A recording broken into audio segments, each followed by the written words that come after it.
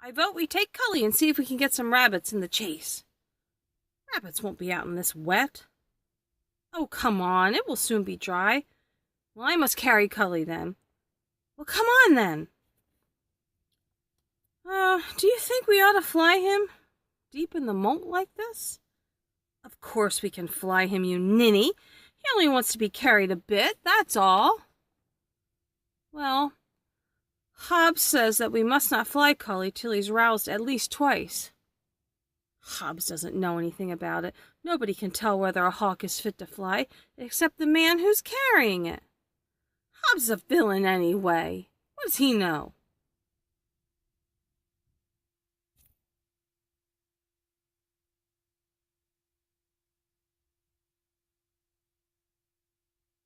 So-ho! Cully! Oh, let him go then. He's no use anyway. Well, we couldn't leave without him. What would Hobbs say? It's my hawk, not Hobbs. What does it matter what Hobbs says? He's a servant. But Hobbs made Cully. It's all right for us to lose him because we didn't have to sit on with him for 3 nights and carry him all day and all that. But we can't lose Hobbs' hawk. That would be beastly. Serve him right then. He's a fool, and it's a rotten hawk. And who wants a stupid rotten hawk?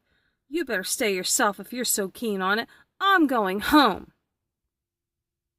I will stay, if you'll send Hobbs when you get there. Perhaps even if Hobbs does not come, and I don't see how he can very well follow me in this trackless woodland now, I shall be able to climb up by myself at about midnight and bring Cully down.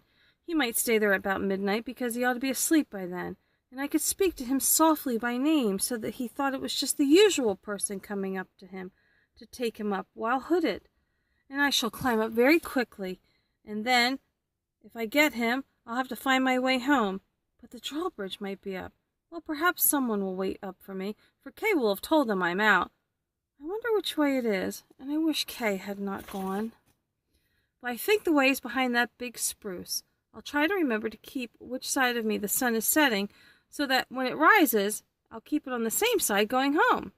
Did something move under that big spruce tree? I wonder. Oh, I wish I would not meet that old wild Wat and have my nose bitten off. How aggravating Cully looks standing there on one leg, as if there's absolutely nothing wrong. Oh, now I'm truly lost. And now there's almost no alternative except to have my nose bitten off, or be pierced with an arrow, or be eaten by a dragon, or a wolf, or a boar, or a magician. If magicians do eat boys, which I suspect they do. Now I may well wish that I had been good and not angered my governess. Oh! Oh, excuse me. But can you tell me the way back to Sir Ector's castle? Excuse me. What? What have we here?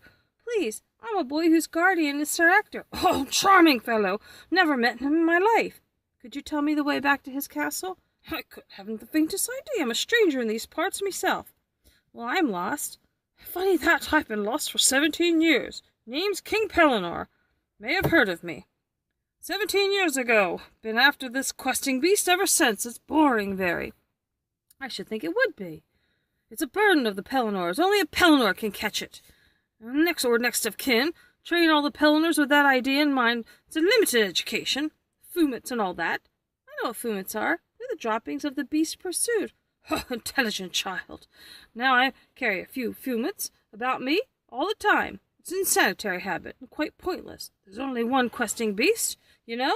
There shouldn't be any question whether she's warrantable or not. Well, what's the beast look like?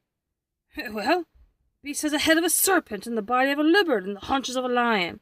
He's footed like a hart.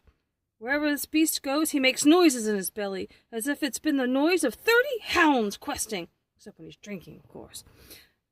It's a dreadful kind of monster. A dreadful monster. A dreadful monster, this beast. How do you follow it? Well, I have the dog there. She gets wound up around everything, and what with the helmet falling and the dog wound up, I don't know which way to turn. Why don't you just let her loose and see where she goes? Well, she goes right away, but she won't come back for a week, and I get quite lonely without her. She seems friendly. Oh, she's too friendly at times. Well, what does she do when she sees the beast? Nothing.